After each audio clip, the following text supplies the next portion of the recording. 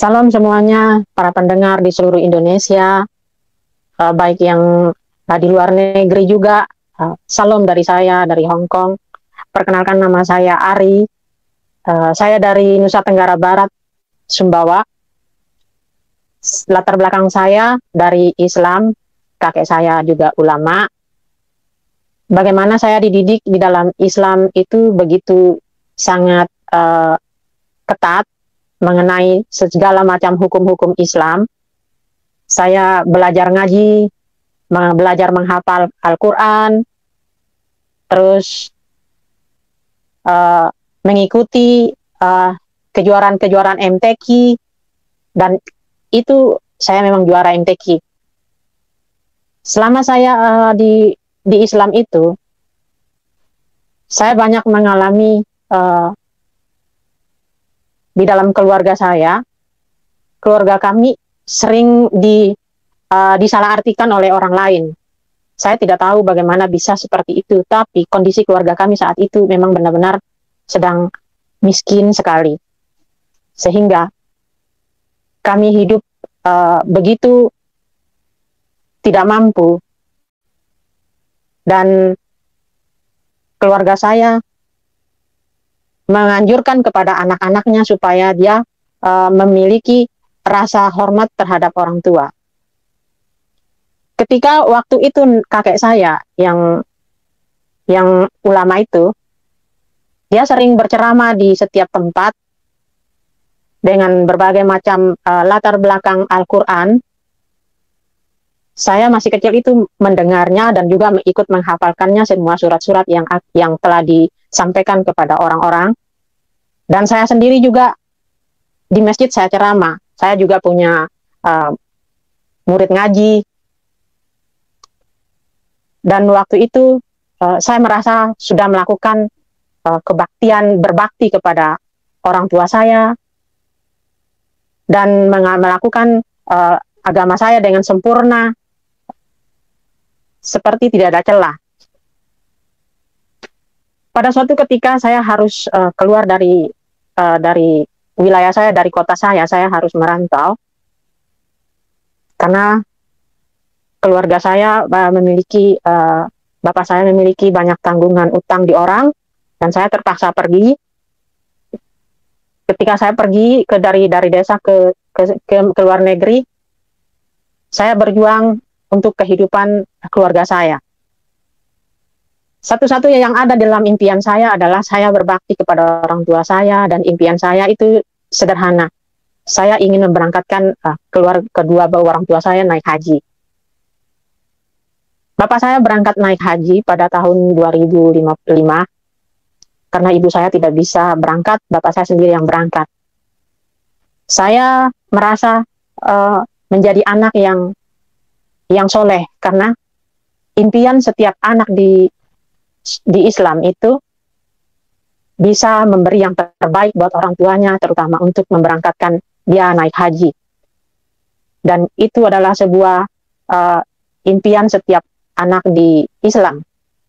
Saya melakukan kewajiban saya sebagai anak dengan sangat disiplin, karena saya ingin masuk surga.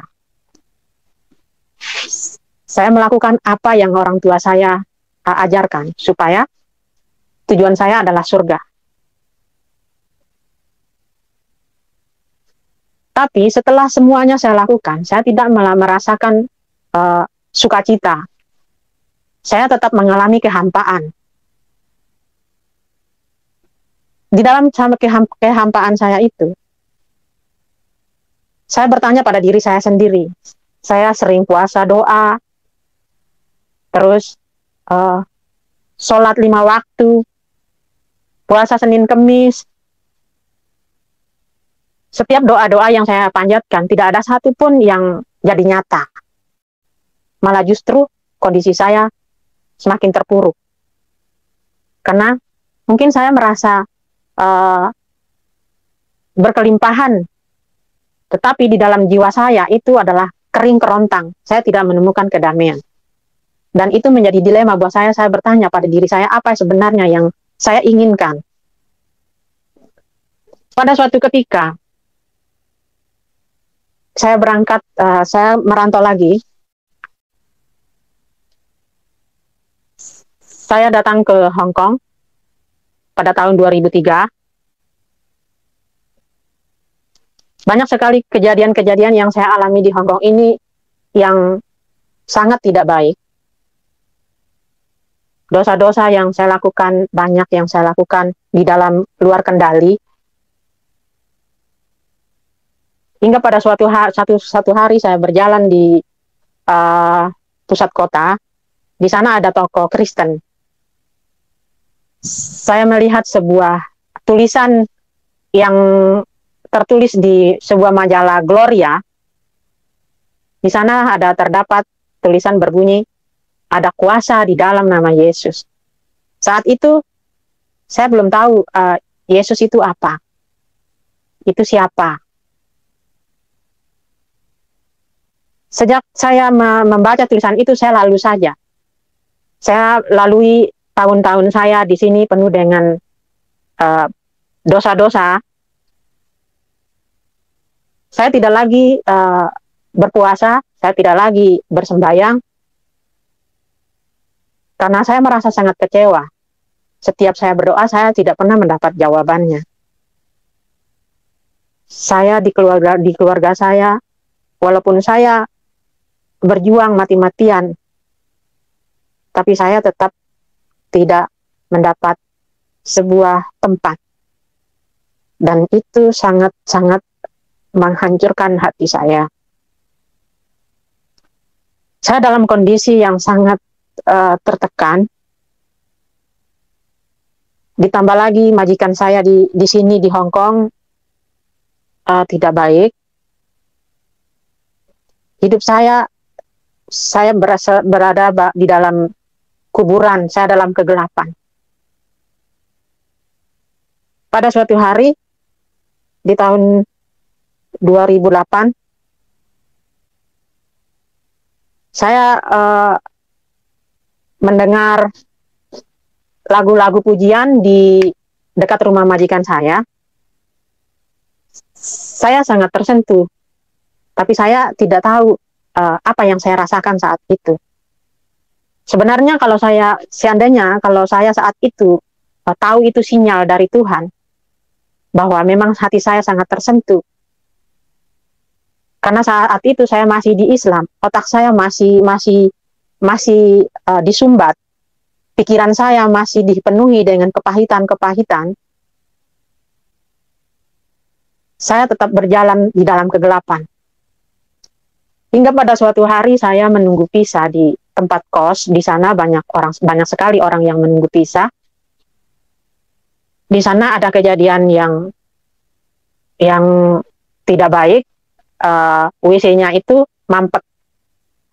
Dan kejadiannya itu tepat pada hari raya Cina, Imlek. Hari raya Cina itu tidak ada tukang, tidak ada siapa-siapa yang bisa datang di saat kita membutuhkan bantuan, karena itu libur total. Jadi waktu itu ada kejadian, ada anak yang membuang botol Spalding ke dalam lubang WC, sehingga WC-nya mampet. Jadi 2 hari dia tidak bisa airnya tidak bisa masuk. Karena kondisi Hong Kong saat itu sedang Imlek, jadi Pak Posnya itu putus asa. Saat itu saya menawarkan diri saya. Saat saya menawarkan diri saya itu, saya bilang saya coba benarin itu WC-nya Pak. Meskipun di dalam WC itu penuh dengan kotoran, karena saat dipam airnya meluap ke atas. Semua airnya itu tersumbat.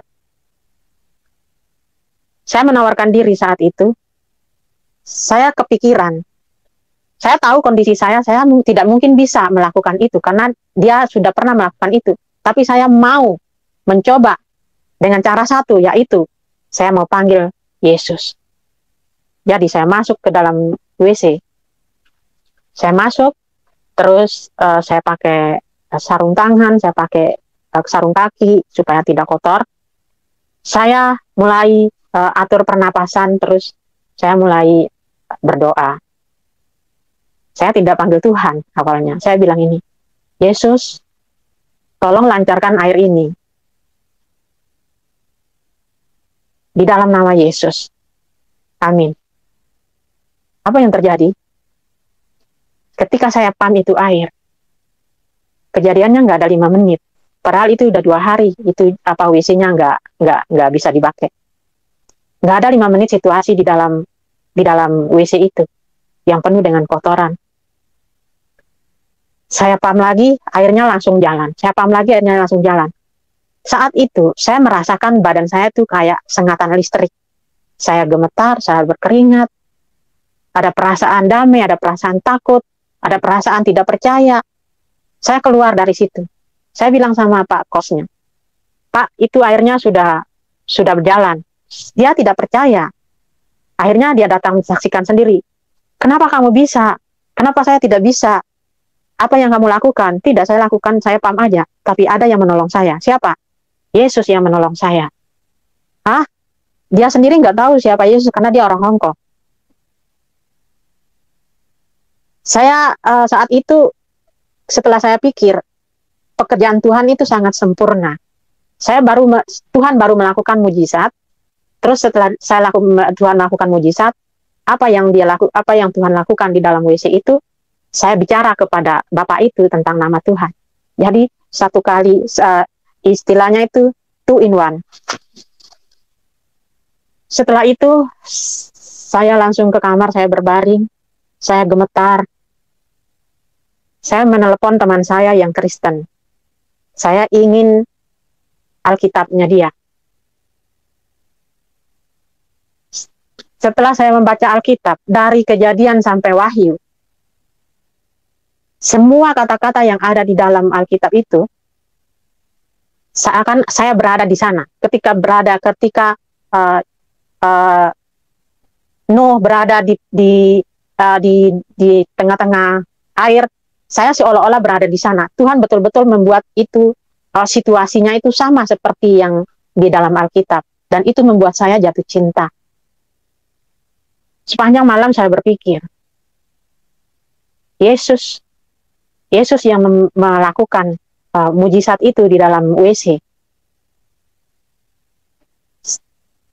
Dia yang mau datang ke tempat seperti tempat WC itu, sedangkan saya di Islam, kalau mau menghadap Allah saya harus bersih dulu.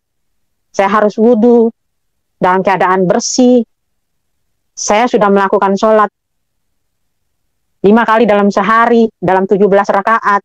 Saya membaca ayat-ayat di dalam Quran saya meminta Tuhan menunjukkan saya jalan yang lurus. Di dalam Al-Fatihah itu, Ihdinas Siratal Mustaqim, di situ dia bilang, tunjukkanlah saya jalan yang lurus. Sepanjang hari saya sembahyang, saya meminta ditunjukkan jalan yang lurus. Tapi jalan yang mana yang ditunjukkan? Tapi tidak ada satupun jawaban. Tapi ketika saya memanggil Yesus di dalam WC yang penuh dengan kotoran-kotoran itu, dia hadir di sana. Dan itu sampai membuat saya merinding sampai sekarang. Karena situasi saat itu sulit untuk diungkapkan. Setelah kita merasakan sendiri bagaimana kehadiran Tuhan di dalam hidup kita, kita baru bisa tahu bagaimana. Kita tidak bisa berkata bahwa kehadirannya seperti ini, tapi masing-masing orang mengalami seperti yang Tuhan inginkan. Di dalam perenungan saya, Tuhan menjumpai saya di dalam WC yang kotor itu, karena kehidupan saya memang sangat kotor. Tuhan mau datang ke tempat itu. Contohnya seperti Tuhan bilang seperti ini. Hei, aku bisa datang kapan saja di saat engkau membutuhkan aku. Itu kata Tuhan, itu kata Alkitab. Dan itu nyata. Selama 2 tahun setelah saya mengenal Tuhan, 2 tahun itu benar-benar saya dileburkan. Ego saya, kemarahan saya, kepahitan saya, kedunguan saya, kebodohan saya, dihancur leburkan oleh Tuhan. Otak saya seolah-olah dicuci, paradigma saya terbuka, yang dulu saya sangat membenci Kristen. Bahkan ketika ada guru yang datang belajar di tempat saya, guru Kristen, saya mengajak teman-teman saya untuk melempar rumahnya. Karena itu yang diajarkan oleh orang tua. Kita diajarkan untuk tidak sama sekali berkata ya terhadap dengan orang Kristen.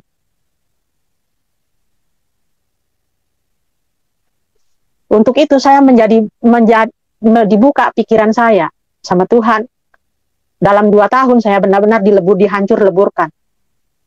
Saya ibarat dicambuk semua masa lalu saya dibuat jadi baru. Ketika saya mengalami Tuhan, segala macam kejahatan, kegelapan menyerang saya dari kiri ke kanan, dari segala macam unsur. Kenapa? Karena setan tidak pernah mau orang diselamatkan. Itu yang saya dapatkan. Sangat sakit, tidak mudah menjadi orang Kristen. Jika di luaran sana orang bilang bahwa saya dituduh sama teman-teman saya, kamu dikasih satu kardus supermi untuk supaya mengikuti orang Kristen. Tidak. Keselamatan tidak bisa dibeli. Tuhan memilih siapa saja yang bisa dipilih. Dan saya percaya setiap orang yang mendengarkan ini, jika dia mendengarkan acara ini, mendengarkan kesaksian ini, kamu sedang dipilih. Kamu bisa bertanya kepada Allah kamu, siapa sebenarnya Allahmu? Siapa sebenarnya yang kamu sembah? Berani bertanya, seperti keberanian saya. Sebelum saya mengenal Tuhan pun, saya tidak ada orang yang menginjili saya. Tidak ada orang yang memberi saya supermi, tidak ada. Tapi saya datang meminta kuasa dari Tuhan supaya air itu mengalir.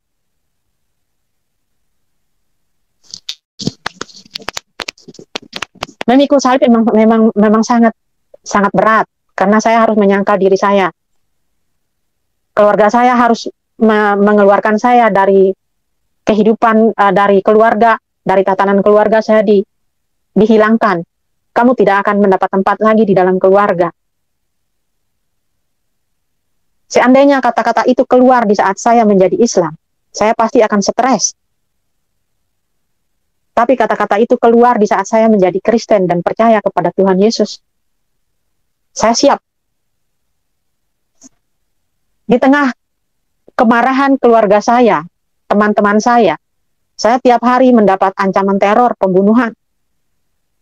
Semakin saya mendapatkan teror, semakin saya berlutut. Semakin saya mendapat teror, semakin saya berlutut. Semakin orang memanggil saya anjing, saya semakin berlutut. Bukan kenyamanan yang saya rasakan, tapi malah majikan saya juga semakin parah. Saya seolah berada di dalam genggaman orang, semakin saya diperas. Tapi karena cinta saya kepada Tuhan, saya tetap bertahan. Saya tidak mau. Saya tetap kuat.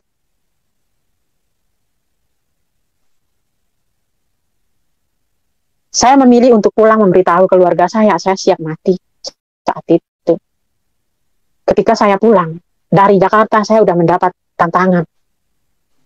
Saya tidak bisa lagi masuk ke dalam pesawat karena saya dicegat oleh petugas Garuda. Saya tidak boleh masuk karena saya bawa tas isinya roti. Dia bersikuku supaya saya dibawa ke satu tempat yang jauh dari situ. Saya tahu triknya, dia minta uang, tapi saya tetap tidak mau.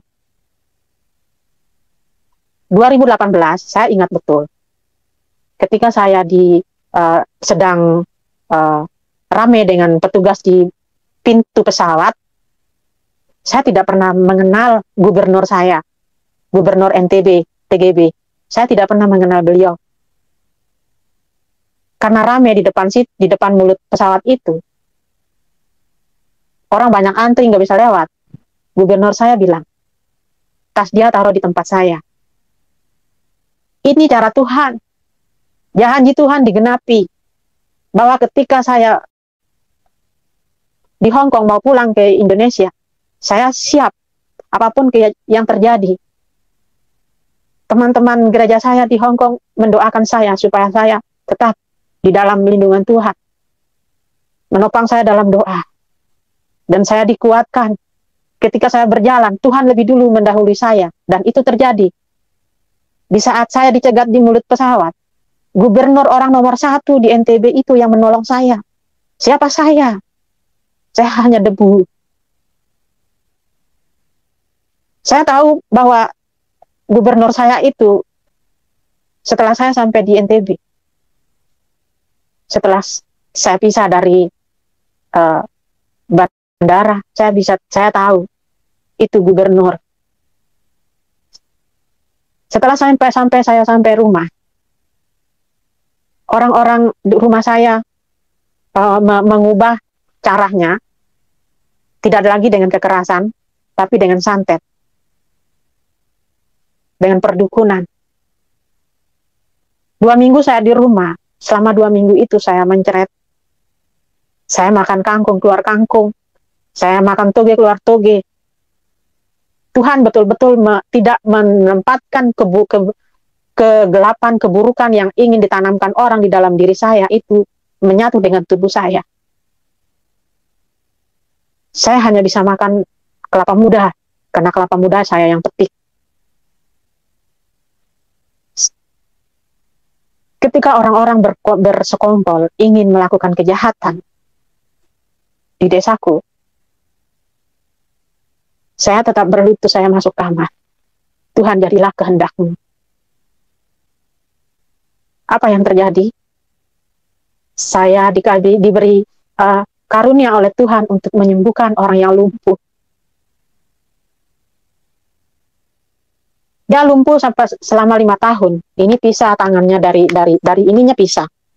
Saya pegang ininya berpisah, antara ininya dengan ini, saya pegang ini pisah. Karena dia udah nggak berfungsi tangannya. Saya mendoakan dia. Saya bilang ke dia, saya akan mendoakan kamu dengan cara saya. Jika memang doa ini membuat kamu merasa diberkati, kamu bisa aminkan. Orang ketika dia dalam sekarat, dia akan setuju. Dan dia menatap saya dengan berlinang air mata. Dia sampai bisa jalan. Besok paginya, saya melihat dia berjalan di lapangan. Saya tidak berbicara kepada siapapun, tapi Tuhan berbicara kepada saya. Itu adalah buah. Saat itu saya belum paham. Saya berusaha untuk memendam semua kebahagiaan yang diberikan Tuhan kepada saya di dalam kesulitan. Di sisi lain, perdukunan tetap berjalan. Bahkan itu dukun sendiri datang berhadapan langsung dengan saya.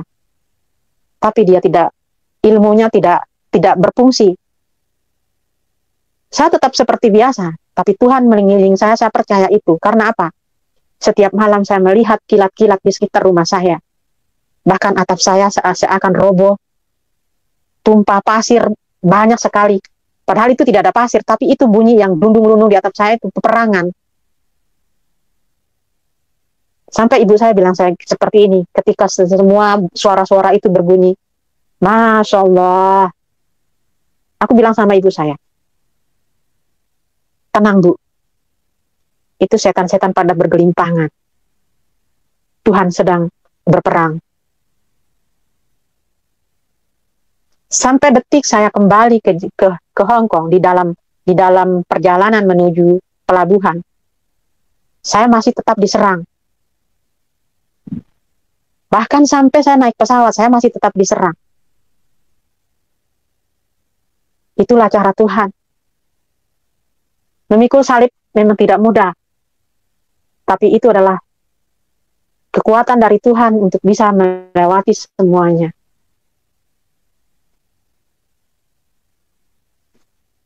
Keluarga saya, meskipun dengan berat hati, dia mengakui di dalam hatinya bahwa ada perubahan di dalam diri saya. 2018, pada waktu gempa di Lombok, itu adalah kesempatan terbaik saya. Meskipun rumah saya hancur-hancuran, tapi saya suka cita. Kenapa? Keluarga saya yang dulunya kita tidak akur, dia tidak mau menyapa saya karena saya Kristen,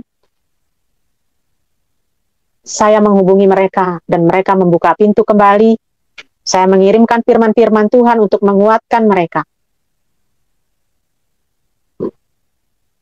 Seperti firman Tuhan berkata, satu orang yang diselamatkan, maka seisi rumah akan diselamatkan. Saya percaya waktu Tuhan akan mengubah semuanya dengan cara Tuhan.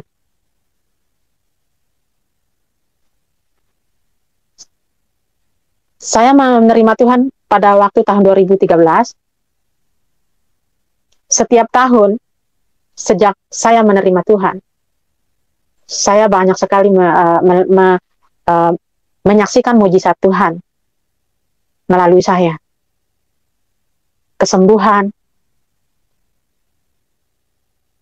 Bukan hanya orang Indonesia, tapi orang Hong Kong, orang India, orang Nepal.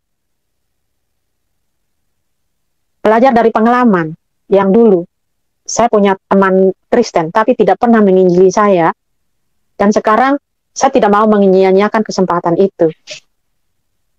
Ketika saya bertemu orang baru, saya tetap injilin dia, saya perkenalkan Yesus. Suka atau tidak suka, saya tetap menyampaikan itu kebenaran. Entah itu orang mana, orang Hong Kong, orang tua, saya tetap melakukan itu. Mujizat yang Tuhan lakukan, saya kemarin menyembuhkan majikan saya yang sebelah badannya lumpuh. Sebenarnya dia udah 2 minggu, dia udah berhari-hari ke dokter, tidak ada kemajuan. Saya menunggu perintah dari Tuhan supaya saya datang menumpah tangan kepada dia. Saya menunggu dari Tuhan ngomong. Ketika Tuhan bicara, kamu tumpang tangan untuk dia. Saya tumpang tangan untuk majikan saya, dia sembuh. Dan majikan saya mengalami kesembuhan sampai saat ini. Mujizat-mujizat yang Tuhan lakukan selama ini membuat saya semakin jatuh cinta kepada Yesus. Karena apa yang tidak pernah saya rasakan di Islam, saya diubahkan menjadi pribadi yang dulu tidak tahu menjadi tahu.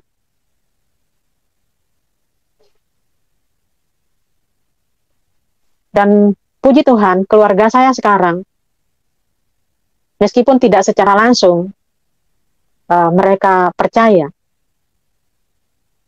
tapi mereka bisa menerima saya. Namun yang tidak bisa menerima saya itu orang-orang di sekitar saya, orang-orang, teman-teman saya. Tapi saya percaya, suatu saat, pada waktunya Tuhan, orang-orang yang menerima firman Tuhan, yang pernah mendengar tentang firman Tuhan, dia akan bertemu dengan Tuhan secara pribadi, dengan cara waktunya Tuhan. Kiranya dengan kesaksian saya ini bisa memberkati teman-teman yang sedang mengalami berbagai macam konflik dalam hidup. Satu pesan saya, jika engkau berada di dalam kehampaan, mencari saat ini, tanyakanlah pada dirimu sendiri, dan beranilah bertanya, siapa Yesus? Sebab Yesus masih menunggu untuk memberikan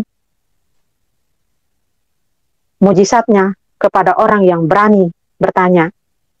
Demikian kesaksian saya. Kiranya Tuhan Yesus memberkati. Saya mau ikut Yesus, saya mau ikut Yesus.